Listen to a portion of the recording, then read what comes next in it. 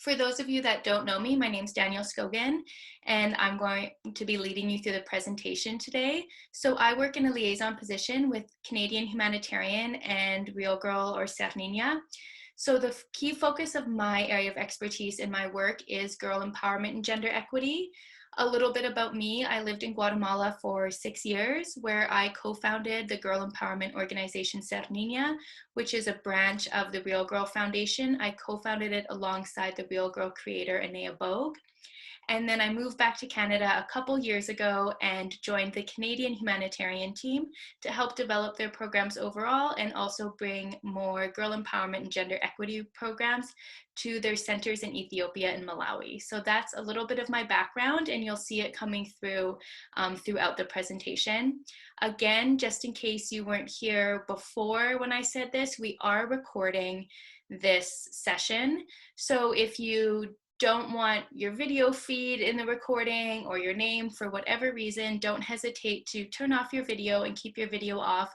We want you all to feel comfortable, so it is completely within your right to choose to opt out of the recording aspect by changing your video settings and your name. And again, we will be having a Q&A, so we would love for all of you to stay on to share any questions you might have, any ideas, or even any stories. I know a lot of you are connecting from the field. A lot of you have already visited our work in Guatemala and Ethiopia, so it would be great for you all to share. And I'm just going to move on now through the slides. So while we're meeting today in a virtual platform, of course, I cannot do a specific acknowledgement for each one of you, but I am connecting from Medicine Hat, Alberta. So I would like to do a land acknowledgement for where I am located. I would like to acknowledge that I'm on the traditional territory of the Blackfoot Confederacy. The people of this Treaty 7 region consist of 3 First Nations: the Ganai, the Piikani, and the Siksika. And the Treaty 7 region of Southern Alberta also includes the Tsuut'ina and the Stoney Nakoda.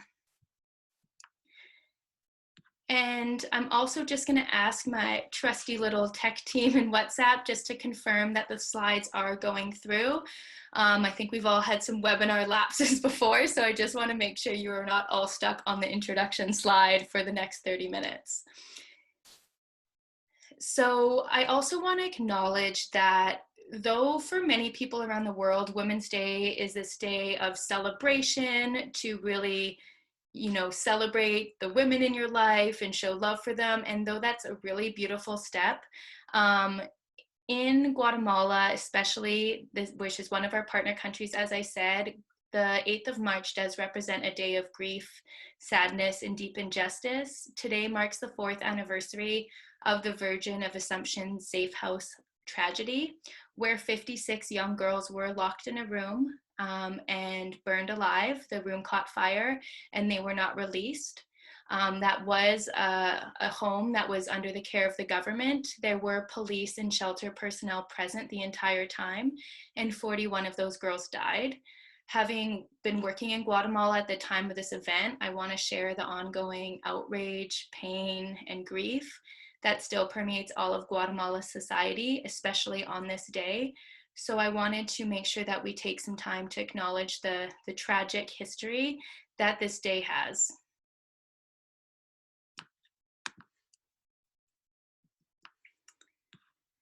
So March 8th, as we all know, is Women's Day. I know some of you are joining on because we said we would talk a little bit more about why we have Women's Day and how it all started. So the first official documentation of a National Women's Day was observed in the United States in 1909. The Socialist Party of America designated the day in honor of a 1908 garment workers' strike, where women garment workers protested against working conditions, poor working conditions. And then the following year, a group of German women actually proposed that there would be a special day to honor women that should be organized and celebrated annually. That day and that movement did get picked up throughout communist countries. In 1917, women gained suffrage in Russia, and to mark and celebrate that moment in history, they did dedicate March 8th to be an official holiday throughout Russia. The day was predominantly actually celebrated more in socialist and communist areas until it was adopted by the more global feminist movement in 1967. The United Nations began celebrating it, celebrating March 8th as Women's Day in 1977, and it has grown in popularity and recognition ever since until now we have it as, I think most people around the world definitely know today to be Women's Day, and we see it recognized and celebrated in different ways throughout every country in the world.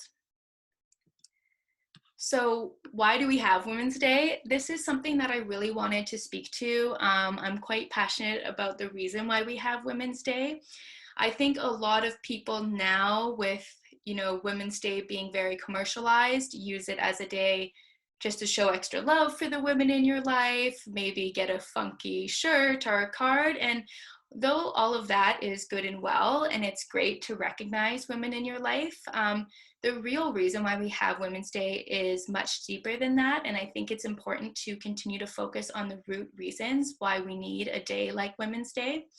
So the 3 reasons why we need Women's Day and why we have Women's Day are, first of all, yes, to acknowledge and celebrate all the accomplishments of women in the past year and beyond, and celebrate the advancements we have taken as individuals, countries, and the world to support more gender equality. But it's also a day to really bring attention to the ongoing issues and injustices that women face in the world. We are not at a point of gender equality in anywhere in the world, and it's important that that is brought up at least today, ideally every day, but it's really important that this is discussed and brought to attention, all the different issues that are facing women throughout the world. And then the 3rd reason why we need Women's Day is to call to action and take action for women around the world. It is really a day to come together as a global community, to individually, collectively, and globally take action for women. So I'll be talking a bit later on what we can all do to take action for women, but those are the 3 core reasons why we have and still need Women's Day. So in light of this, today I'm going to quickly, or as quickly as I can, walk us through each one of these steps, and we'll begin by discussing the issues affecting women. So as I said, globally, not a single country in the world has achieved gender equality. I think lots of times we lose sight of how unequal the world still is. I think there's been a lot of advancements, which is really promising, but the reality is we are still not living in a gender equal society anywhere.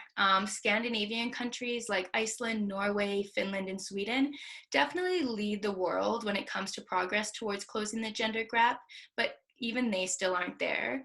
Just to put it into perspective, 95% of countries are still led by a man head of state. So that just shows we have a long way to go when it comes to gender equality if only 5% of countries have a woman leader. And as I'm working through, I am going to be talking about the many different issues affecting women. I would like to just call out that the issues affecting women are very devastating and at times very challenging to hear. I'm not going to go into too much detail on certain incidents, but I do just want to share that there could be a bit of a trigger warning because we will be talking about violence and domestic abuse throughout the presentation. So I want to make sure that I call that out to anyone who is watching. Also, we are focusing on issues affecting women on the global spectrum. However, our work with Canadian Humanitarian and SERniña do focus on Ethiopia and Guatemala. So we are going to be using both those countries as more of a case study. So you will hear me bring up incidents and facts and figures from those 2 countries more specifically than others because that is where we centralize our work. So one of the initial and biggest issues affecting women is the lack of education. So across the globe, 31 million girls at the primary school age are still out of school. And that's about 1 in every 4 women in the world have never attended any form of secondary school. This is for many reasons. Just patriarchal and unequal gender roles still affect the decision-making process for a lot of families and communities when it comes to investing in their daughters' education. So many people believe it's just not a girl's place to study, that her role is at home, that she doesn't need an education because her only job is to stay at home, do chores, take care of her siblings, eventually get married and have a home to take care of her own. So they often opt to not send their daughter to school. And they often feel that it's just, a waste of everyone's energy and resources to be investing in girls in that way. We see that a lot with our programs in Guatemala and Ethiopia, that often the parents, the families, or the communities don't see the value of investing in girls. Another small issue is that sorry, my tech team just messaged me, so I'm just trying to focus in on both things here. So another issue with sending girls to school is that a lot of families fear for the safety of the girls on their way to school. Not many communities, especially in the developing world, have access to safe transport to get girls to school. So a lot of families fear for her safety when she's walking to school. A lot of girls will have to walk 3 to 5 kilometers before getting to school. And so there's a big risk for violence to happen to them at that time. So even actually what we've seen is that 60 million girls worldwide are sexually assaulted on their way to school every single year. So a lot of families think it's just better to keep them at home. The highest dropout rates we see from our experience is in about the 5th or 6th grade, when the pressures to start taking care of their home increase. And that's why with Canadian Humanitarian and SERniña, we try and work with girls and their families at as young of age as possible to get to them before that dropout time. Because girls are not able to go to school, a lot of them do not have access to safe and equitable employment. So the current global labor force is only at global labor force participation is only at 49% for women compared to 75% of men. So it definitely shows the discrepancy when it comes to women having access to jobs. We've seen this, the rates are very similar in Ethiopia and Guatemala as an example of developing countries. In a recent survey actually we did in one of our partners in Guatemala, it was brought up that actually only 3 out of 10 mothers in our program had access to any form of income, and none of them had access to any sort of formal employment. When they are employed, women in developing countries tend to work in the informal sector, where they're less likely to have employment contracts, legal rights, and are often not ever paid enough to escape poverty. So informal sector can be a range of different things, but it basically just means they don't have, the typical 9-to-5 job. Maybe they're working in the market, maybe they're vendors, maybe they're cleaning houses or cooking or doing the washing. Those are all forms of informal labor, and it can be really inconsistent for the mothers and for the women that are in those positions. And I will talk more about how greatly those were impacted during the pandemic and are still impacted today. So another key issue facing the employment of women is unpaid labor. So women tend to do at least twice as much care work as men, and in many cases and in many families, they do up to 10 times as much care work as men. They are not paid for that work, so that means taking care of the home, cooking, cleaning, getting the food, getting the firewood, taking care of the children. And so that is added onto their day when they're still expected to somehow gain some sort of income for their family. And actually studies show that if women were actually paid for all of that unpaid labor, globally they would earn $10.8 trillion more a year. I hesitated to even put this statistic in because it's impossible to wrap our brains around what $10 trillion is, but it does go to show how much work women are really doing and not receiving any compensation.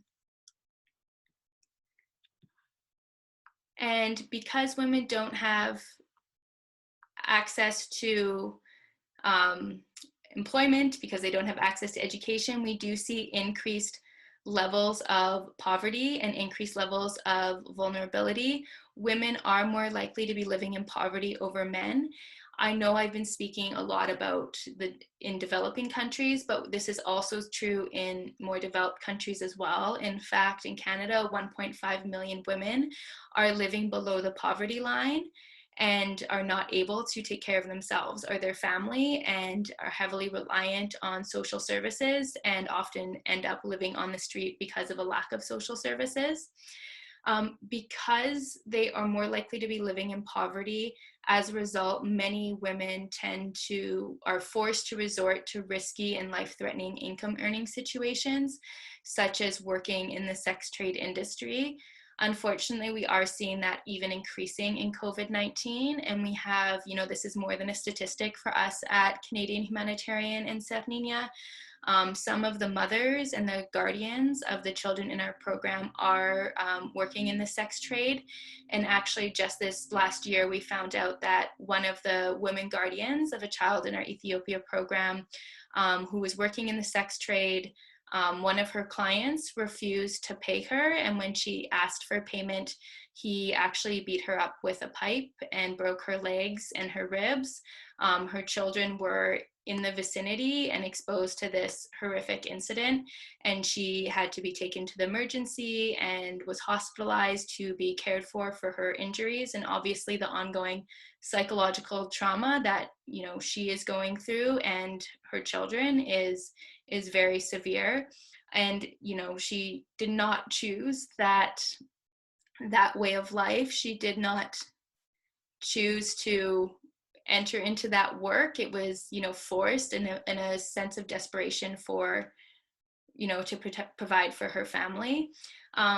Thankfully, with that situation, Canadian Humanitarian was made aware, and we were able to cover the costs of the medical care that she needed, as well as ensure that her children were getting the social emotional support that they needed to move through that very traumatic experience. Another issue affecting girls and women, especially in developing countries, is child marriage. 12 million girls every year are married off to men illegally. That is one girl every 3 seconds. So you can only imagine, even just since we started this presentation, how many girls have been married in this short span of time. Globally, 40% of girls are married before the age of, in Ethiopia, 40% of girls are married before the age of 18. That is illegal in Ethiopia, so all of these are illegal unions. Again, we've been seeing this increase during COVID-19, where economic stress is higher on the families, so a lot of them make a financial decision to marry off the daughters in their family. We actually were made aware that one of our participants, her family had organized for her to be married off during the pandemic in late 2020. So she was walking home one day, she arrived in her home, and unbeknownst to her, her family was there waiting for her. This man who she was meant to be marrying, who was significantly older than her, was waiting with his family, and they had everything lined up to go through the marriage ceremony that day, in that exact moment. She was only 13 years old. Thankfully, this extremely courageous young girl was able to escape. She fled and ran to the police station. And when she arrived there, she was able to file a report. It is illegal in Ethiopia for child marriage or a girl under the age of 18 to be married, and at any age to be married against their will. So the police were able to apprehend both families and continue with charges, and the girl was removed from the situation. And Canadian Humanitarian, we have been able to support her through that process to make sure that she is safe and that this does not happen again. Unfortunately, this one story, it is just one story, and we were able to help her, but we know that it is representative of a growing trend as the economy still continues to struggle in various countries because of the pandemic. Another key issue affecting girls and women are teen pregnancies or childhood pregnancies. We see this to be extremely high in developing countries. In Ethiopia, 13% of women between the ages of 15 and 19 have already given birth.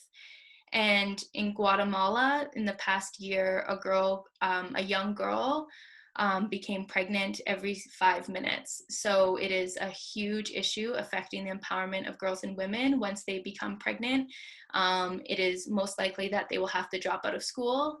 They will struggle to ever find formal employment and sustainable income. A lot of them become pregnant due to incidents of sexual violence. And so it just really begins a cycle of disempowerment and also continues the cycle of poverty for her future children because she's not able to access fair and sustainable employment. Gender-based violence is an issue around the world. 1 in 3 women across the world do experience some form of sexual violence or physical violence in their lives. These numbers are even higher in developing countries.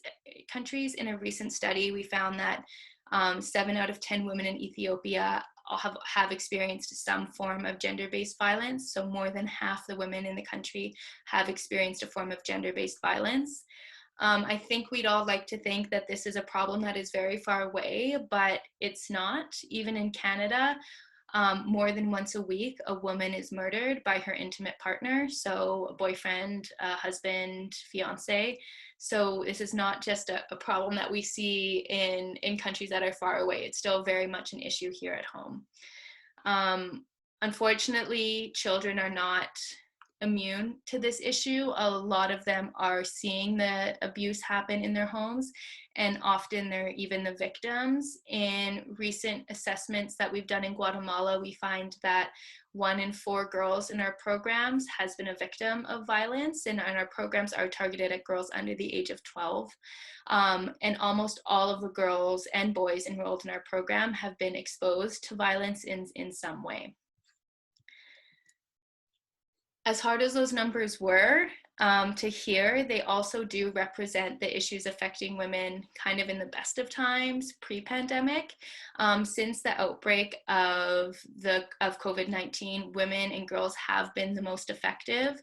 Across the globe, women have been more likely to lose their jobs. In fact, 24% more likely to lose their jobs than men during the pandemic. So that just shows the ongoing increase in vulnerability. They're not able to take care of their families.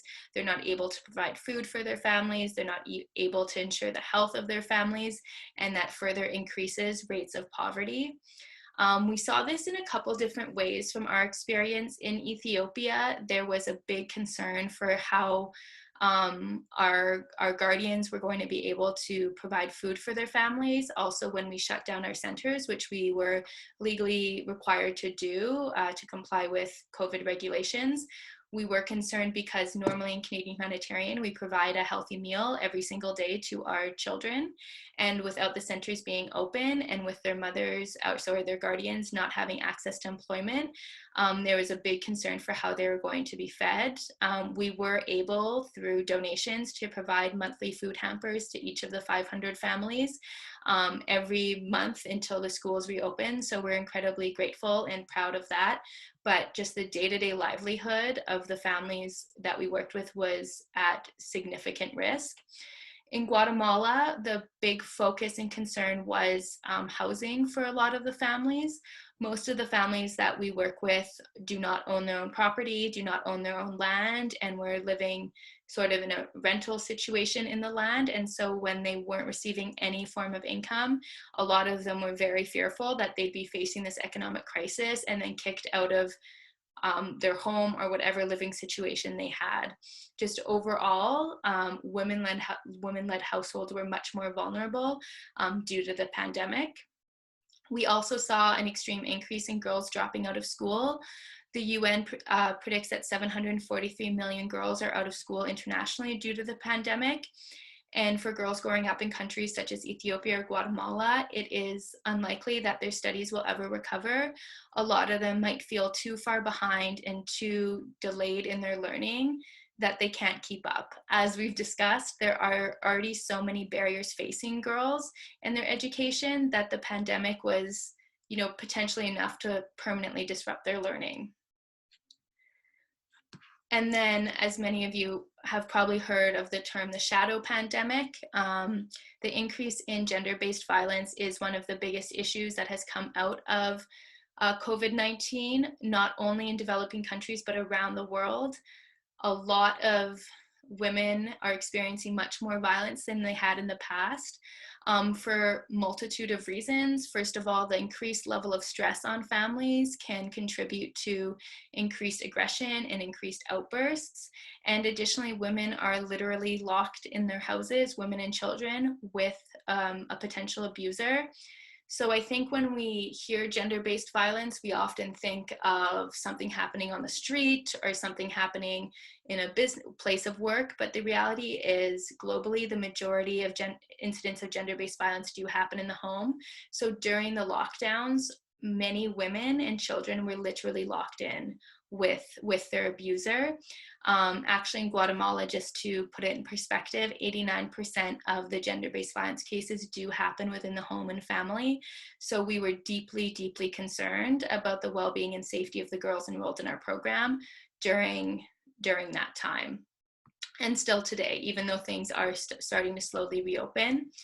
In fact, it's believed that globally, 243 million women experienced abuse during the lockdowns in their home. We saw this in Ethiopia. There was a 30% increase in reports of violence during the pandemic. And in Guatemala, there was a 54% increase in formal reports of violence when the pandemic and the lockdowns first started. So really, COVID-19, as much as I've been talking about the issues in general, has really increased the levels of risks and increased the challenges facing girls and women. And what makes it extra hard is they have no safe place when everything had to shut down, when Canadian Humanitarian centers had to shut down, and when SERniña had to shut down. Normally, if a girl or woman is going through an incident of abuse or is fearful for her safety, she knows she can count on Canadian Humanitarian, SERniña, and organizations like it to seek support and to seek safety.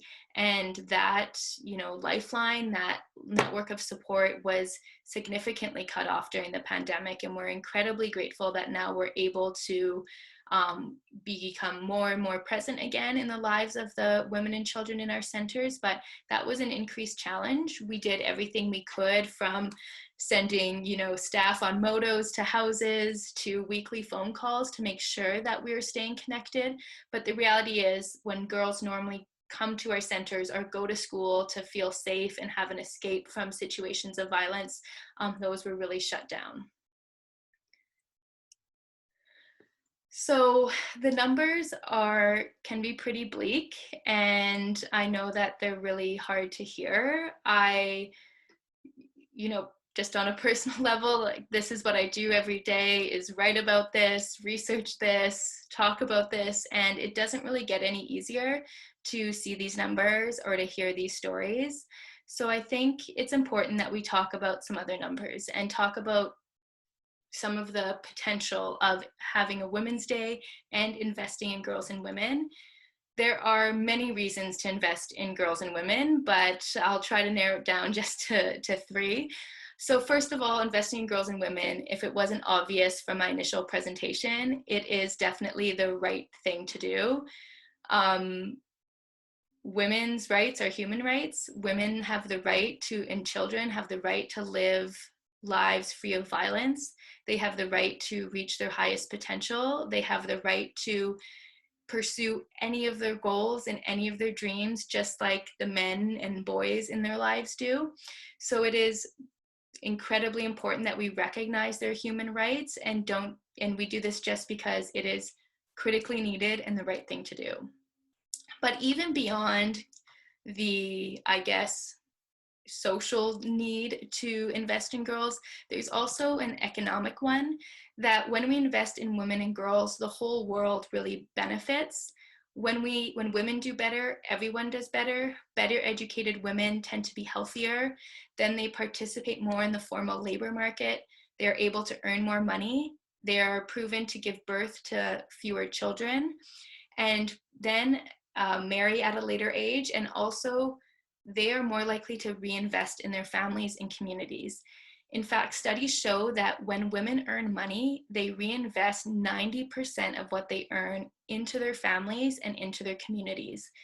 That's compared to 35% for men. So women are shown to reinvest 90%, and unfortunately men are shown to invest 35% back into their families. So when women are earning an income, when women have access to employment, they are able to invest in their child's education, in their health, in their nutrition, so that their family becomes stronger and that their children have a chance at escaping the cycle of poverty. Just to put this in perspective, in Guatemala, if women had equal economic participation, in 10 years, the Guatemalan gross domestic product would grow by 46% or 40 billion. That's $2,460 per person. So in a country that the average income per person is only $4,000, increasing their income by $2,400 a year is a very big deal. Really, investing in women is the way forward, not just for the well-being of women and girls, but also to create stronger communities, stronger families, stronger countries, and a stronger world as a whole. So how do we get there? It's definitely a very challenging conversation to have, and as much as I tried, obviously I can't simplify this down into just a couple bullet points, but some of the key ideas that we believe in at Canadian Humanitarian and SERniña are the importance of providing girls and women with comprehensive and customized support. So we really believe in going deep with each of the girls that we work with and each of the communities that we work with. Girls and education empowerment is a very complex issue. It's very multifaceted. We cannot address one area. One issue that we do see happening is a lot of programs only focusing on one key area. So the girl may excel in that area, but only to be held back in another. So how we do that in Guatemala and Ethiopia does look different. But in Ethiopia, we really focus on holistic support for each child. So every child in our program receives a full scholarship, nutrition support, health support, social emotional support, access to empowerment programs, and extracurriculars, as well as support for her family. So we're working to address every possible obstacle that she can come through so she can truly lead an empowered life and reach her fullest potential. In SERniña, we don't run centers in Guatemala, but we've created a program that looks at 12 of the core themes or core issues that might hold back a girl and might make it hard for a girl to succeed. And we dive deep into every single module or every single one of these themes throughout the course of 3 years. So we're not just trying to cover just one area and help her there, but really look at the gamut of obstacles that she's facing and figure out a way for her to truly overcome them. Another key piece is to focus on equity before equality. I think there's a lot of confusion on how we're going to get to gender equality, where we want all members of the human team to thrive and to reach their highest potential, but we're not going to get there if we continue to ignore the fact that the obstacles facing girls and women are very different than the obstacles facing boys and men. It is really important that we address the problems differently and provide specific supports depending on the reality of those obstacles. I think there's a big belief system that we should just give everyone the same thing, and that's equality.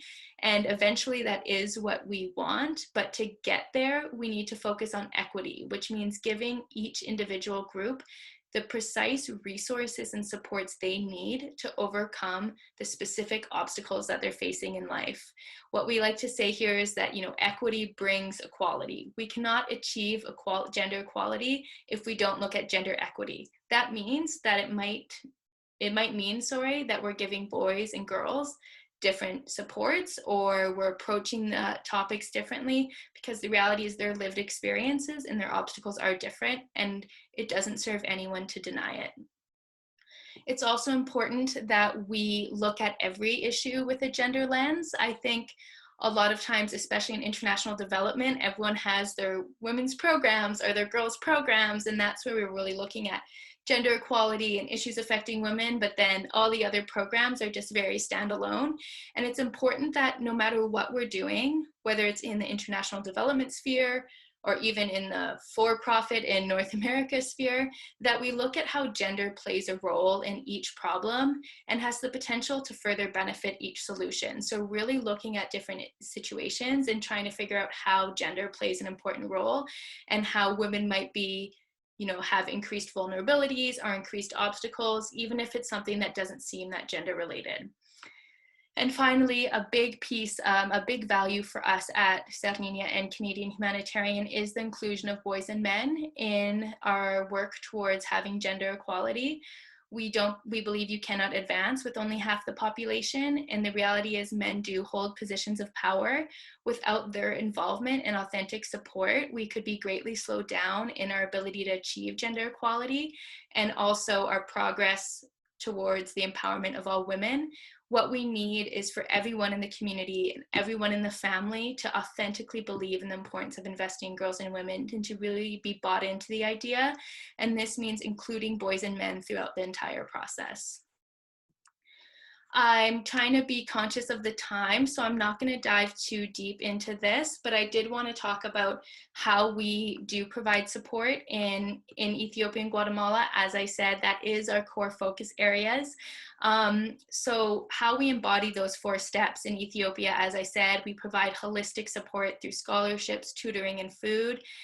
We did provide monthly food hampers throughout the pandemic. And also we're really thrilled to recently be launching alternative income projects for guardians, specifically women, so that they are able to earn an income for themselves and their families and be able to finally break free from the cycle of poverty. In Guatemala, we provide year-long comprehensive empowerment workshops. We have a parity program that runs for boys. We provide individual, social, and emotional supports. So that would be group therapy or one-on-one psychology sessions. This year, schools are still closed in Guatemala, so we are offering remote learning magazines, which we're really excited to be printing as we speak and be starting to provide for hundreds of girls and boys in Guatemala. And then we also are starting to do more whole community support. So working with families, working with community leaders and with teachers to really bring everyone on board with the idea of gender equality. What can you do? So there's, many different levels of involvement depending on what your capacity is and what your comfort level is. The first, one of the most important things we can all do to address the issues affecting women is to learn about the issues, which you've all done by attending this webinar. So good job, we're on the right track. And also to speak out about them. As I said, this is not just a day to celebrate Women's Day, but also to call out the ongoing injustices. If we continue to stay silent and continue to not bring up these important issues, we will never advance at the rate that we need to for the safety of women. So it's important that all of us are speaking out. That could be sharing what you learned today on social media. That could be talking with friends and family about some of the issues that are most important to you. And then also is another thing that you can do is you can volunteer. I've been primarily focused on our work in Ethiopia and Guatemala, but there are a lot of issues affecting women here at home. So whether you are more driven to work in local issues or in global causes, there are organizations in your community that need your support, that need your help, whether that be you're really moved to support abroad or you're really moved to support at home. Women's shelters, women's groups and organizations always need volunteers to support. And if you're really moved to supporting Guatemala and Ethiopia whenever this pandemic is over, we do have expeditions going to those areas as well to help with those issues. And then the biggest, most revolutionary thing that we can all do is we can donate to the causes that need them most, especially during the pandemic. Finances have been more needed than ever. As I said, we have increased vulnerability for women and children. There's more support needed than ever before. But unfortunately, due to the economic downturn we're feeling globally, it's been harder and harder for organizations to sustain themselves and to provide the level of support that the children enrolled in their programs need. In honor of this, as many of you know, we did launch throughout the month of March. We are doing our Hope for Girls campaign to bring attention to the issues affecting girls in our communities. So it is a collaborative campaign to support girls in Ethiopia and Guatemala during the pandemic and beyond. This is a way for us to show our increased commitment to girls, recognizing their increased vulnerability throughout the pandemic. And also what we hope is to really raise awareness of the issues affecting girls and women in Guatemala, Ethiopia, and beyond throughout the month of March. Our goal is to raise $35,000 to provide holistic support to 400 girls in Guatemala and Ethiopia. So again, there's a couple of the goals that we have. We're looking to provide magazines in Guatemala, one-to-one coaching, and psych and legal support for victims of violence. In Ethiopia, we want to provide 250 scholarships, weekly empowerment workshops, and tutoring and after-school support as well. So what we are hoping is that today you've done the learning piece, you'll do the speaking out piece, and we hope that you're also moved to make a donation of any kind, whether that is to our own organization after hearing about the work that we're doing, or to an organization that aligns with your values. As I said, there's a lot of organizations that need support. It's important to find one that most moves you and provide that support. So that is what we're aiming to do. And if you would like to make a donation, there's, every little dollar really makes a difference. $15 provides a girl with educational supplies for the year. Up to $300 can provide a girl a year's worth of empowerment workshops. There's really, if you go to CanadianHumanitarian.com/hope4girls, you will have access to all the different options. And like I said, they range from $15 to I think $900. So if you do feel called to make a donation after this presentation, it would be incredibly, we'd be incredibly grateful, or finding an organization that you most care about and making that kind of contribution. I am going to turn off my share now. As I said, we would like to have, if people feel called to share any questions that they might have. Before we do, I was told this morning, and I think he was able to connect, I'm not sure, but we do have the co-founder and executive director of Canadian Humanitarian, I believe, on, and he told me this morning that he wanted to make a announcement, but I'm not sure if he's here. So Richard, if you're here, do you want to throw on your video? And yes, I've just turned on the video and unmuted. Great, you can hear excellent. Me? Yes, I can hear you. Hi, this is Richard, everyone. He is the co-founder and executive director of Canadian Humanitarian, alongside his wife, Deborah, who is also here. For years, as we worked in Ethiopia, we've recognized the need for empowerment of women, but it's been illegal. We have not been allowed to even have the word empower or the word rights in any of our project applications in Ethiopia. And so what we did instead is we had expeditions, and many of the people who came with us on expeditions were accomplished women. And their very presence on these expeditions, as they interacted with the girls in our programs, raised their level of awareness and expectations in life. And many of our young women, without ever preaching a word of women's rights directly, have advanced greatly in their life's choices. Now, a couple of years ago, the government in Ethiopia changed, and they recently changed the laws in Ethiopia, which allow us to directly speak about and teach about rights, children's rights, women's rights, human rights. And this has been a wonderful change and has allowed us now to roll out programs which are directly addressing the issues of women's rights and women's empowerment. And so a lot of our efforts lately have been to increase opportunities for employment for women and increase education for women's rights, including educating boys about the women's rights. You can't have those who hold the power not be part of the solution. So we've been doing a lot of work with women's rights. COVID has set us back some because we haven't been able to go and train our trainers. We've launched a program. We've had to do most of it virtually instead of being in Ethiopia and training the trainers directly. But as soon as we can travel, we will be going, and we will be upgrading the training that our trainers have so that they can more effectively teach about women's rights. All of these things take money. I'm sorry to, it's so mercenary. I just hate this part of what we do. But we have to have money to do what we do. That's the bottom line. Anyway, I think this program and project is important enough. I decided this morning that I would match any donations that are generated from today's event up to $10,000. So anything you donate will count for, $1 will count for 2, up to the first $10,000 that's donated today. And that'll be coming up from my personal funds. So please help us out. We can use all the help we can get. Thanks. Great.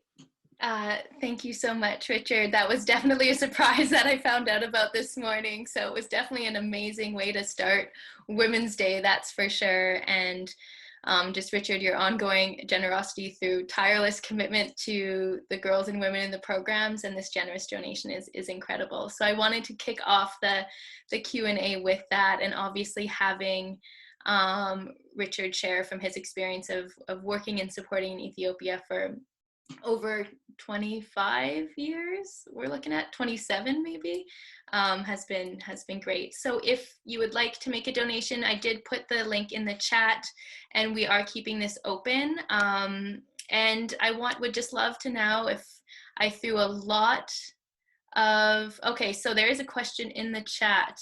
Can you briefly talk about your major sources of funding? Is it all personal, or do you tap into Service Club, local, provincial, federal sources? So we are proud to have a pretty blended approach to fundraising to increase the sustainability. It's not all coming from one source. So we do have a child sponsorship program, which does provide I think just over a third of our funding. So donors choose to provide monthly or annual donations to provide education and support for our children, and that is one of the key areas. We also do extensive grant writing, so we do receive support from more provincial levels to provide support for our organizations, both provincially or publicly, and also through private foundations and family foundations. As far as service clubs, Dick and I are both Rotarians, so we've been able to work with the Rotary clubs in the past and receive funding for Ethiopia and Guatemala as well. And then a lot of our fundraising just comes from campaigns like this. We usually try to run about 2 to 3 a year, and it does represent a huge portion of our fundraising. We also normally do in-person events. So, well, that was more Canadian Humanitarian. So Canadian Humanitarian usually does an annual gala in Medicine Hat and Calgary, and a color run in Medicine Hat, Fort McMurray, and Winnipeg. And so we've not been able to do that in the same capacity in the past year, but we do have a blended approach to fundraising. And okay, Danielle, a question was asked if the magazines in Guatemala are available for sale. Yes, we're still kind of evaluating that. We are giving them out to some organizations that need it most for free. For organizations that are self-funded, we would ask a symbolic small donation to help us have a more sustainable approach in Guatemala. We have been working really hard to have more funds generated in country in Guatemala. So this is a way for them to do that. So if you would like access to the magazines, I'll put my email in the chat and contact me directly. There are 7, and they touch on some of our most critically needed themes. We are also open to having them translated as well, so they can go beyond Latin America if needed. There's a question. I see you've also worked in Nigeria and Kenya. How long have you had the project going in Ethiopia? Are you still involved in these other countries? So there's a couple different pieces there. So Deb and Dick might have to speak to Canadian Humanitarians past in those areas. I have personally worked in Kenya. I did get my very start in international development during a service trip in Kenya. Actually, my professor, Lucille Mandin, who went with me there, is online. So it's a great honor to have her here in this call. And Nigeria, the REALgirl Foundation did temporarily work in Nigeria. We could not get it off the ground financially that was in about 2012 or 13, but we did kind of engage with them, and we'd still love to work on supporting it. As far as the REALgirl and the girls empowerment perspective, it is a very scalable program. just, you know, as we can see with Ethiopia, we're building the Ethiopia program off Guatemala. So we definitely are open to kind of scaling it to other areas.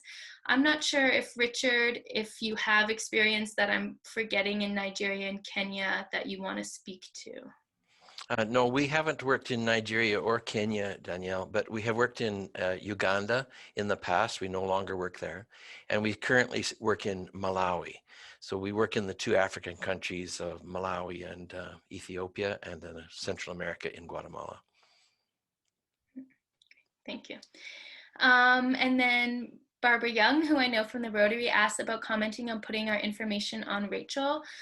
So Rachel is a kind of offline server where communities that don't have access to Wi-Fi and internet can use this this hub to access extensive information, kind of Wikipedia, maps, and a lot of other curriculums. So through a global grant with the Rotary, we are not applying for the global grant, but we were requested as a support program. So we are working on putting our empowerment curriculum on the Rachel program that is in Spanish. So that is for the Latin America and Guatemala program, but that would allow more remote communities. Right now, we are limited by how many staff we have. So by putting it on the Rachel program, it would greatly increase access to parts of the program. So we were invited by a Rotary Club and a global grant to work on that. So the team is just in the application phase of that global grant. And there's some comments about Rotary. And yes, Canadian Humanitarian primarily works in Ethiopia, is just a clarification. Heather had Danielle, a hand up. thank you. If I could just ask quickly, so first I want to thank you guys for this opportunity. Not that I'm fond of having to do virtual platforms, but it is so wonderful to get to sneak this into my day. I have so much respect for all of these people. And it really warms my heart that you guys, the Northcotts, have worked so hard in our community as well to try and spread these messages and let people know. And I got the privilege of teaching Danielle, so it's so amazing to have her come back and do all this work. I want to let you know I am going to later on today set up a standing $50 a month contribution to what you guys are doing, because I've always thought it's amazing. And I just want to thank you so much for all of your work around the world for women and girls, and letting our kids in our community know what is going on out there and what we can do here to help. Thank you so much, Heather. I was so excited. It's still weird for me to call you Heather, by the way. It's still Miss McKeag, but it's so great to see you here. And I think both Deb and I have had the honor of speaking to your leadership class, and we look forward to speaking to them again when they're back in session. So thanks for being here. And Heather, you as well are an advocate for women. I've been seeing that you've been doing some great work virtually recently for women in education and leadership as well. So it's great to see. Thanks for being here, and thank you everyone for turning on videos. It's so nice to have some face-to-face contact during the slideshow. I always feel like I'm speaking to just a PDF document, so it's so great to see some faces. Are there other questions that we have, or other comments? I know that some people here do have worked extensively in Guatemala or Ethiopia, so I'd love to hear if you've kind of seen similar situations or any stories that you have that are aligned with some of the issues we've been discussing.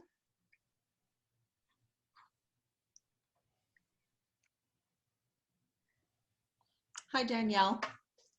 Linda here. Yes, I work with Days for Girls, which is an organization where we make fabric reusable menstrual kits for girls and women. And my team out of Sherwood Park, we deal mostly with Guatemala. We are now working a little bit in Cameroon and in the Democratic Republic of Congo. But really, my heart is with the people in Guatemala. So I do see everything that Danielle has talked about. In fact, that's where her and I met. So yes, please give to this great organization. it is a wonderful organization. And if I wasn't working with Days for Girls, I would be working with them. Linda, I don't know if you know, but we've taken hundreds of Days for Girls packages with us to Ethiopia. No, Hundreds and hundreds of them. Where do you get them from? Um, Deb, Someplace in Africa, or do you take them from here, Canada? We've been taking them from here in Canada. We've been working with the group in Calgary, the Days for Girls team out of Calgary. Yeah. Wonderful. Good news. Yeah, so we've too received plenty of Days for Girls donations. That's how Linda and I first met, is she was starting a women's micro enterprise of sewers in Guatemala. And so her sewing group in the Edmonton area, probably, I don't even know, maybe 500 kits over the years that you've sewn for us and we've taken down. And now in Guatemala, we're slowly starting to transition to a more sustainable approach where we will actually be purchasing the kits from the micro enterprise that Linda helped start in Guatemala, so directly paying for the sewers. But in Ethiopia, that's not an option, so we still really need the kits sewn here in Canada. And if you're looking for something to do during the pandemic, sewing these kits is, I know that they're really in need. My mom is part of a Days for Girls group, and I speak with Linda regularly about their increased needs for sewing and for fabric donations. So. Thanks, Danielle.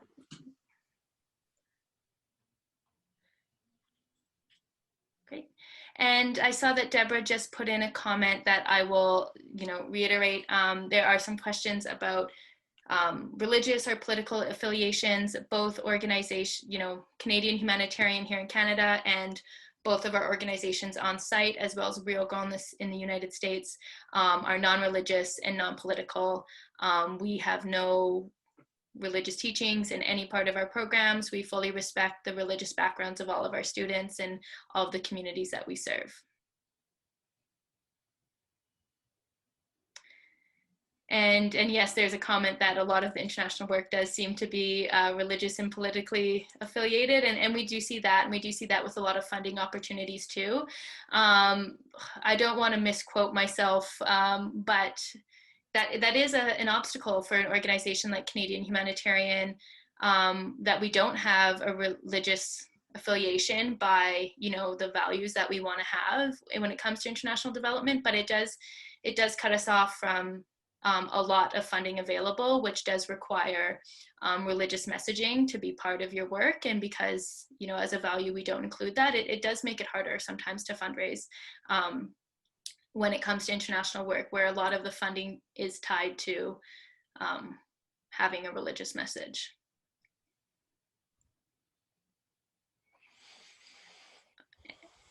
Great.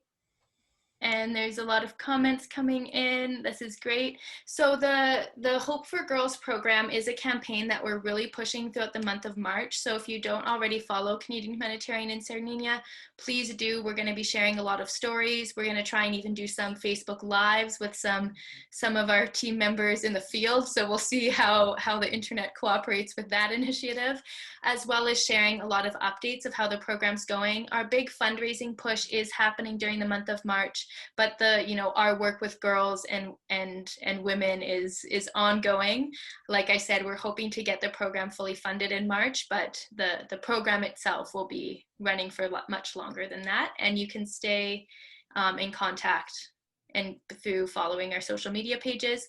I will put my email again in the chat if you have any other questions. As I said, we try to be a very open and collaborative organization. So even if you want to learn more through a call, I'd be really happy to do that as well. And there are some questions in the chat, Linda, about St. Albert's sewers. So I just want to call out, and I actually know who sent that, so I can also connect you both via email. Oh, and it looks like you got it. Great.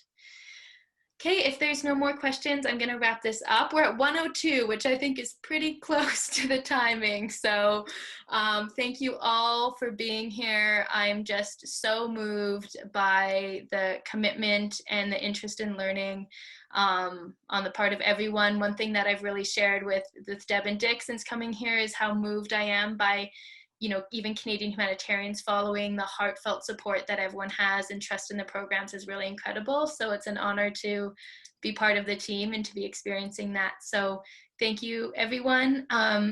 If you want to share the campaign, you can just go to Canadian Humanitarian or SERniña's Facebook page. We've already been posting about it, so you can share that and do whatever is in your comfort level. So thank you all so much. Again, it was so great to see so many familiar faces.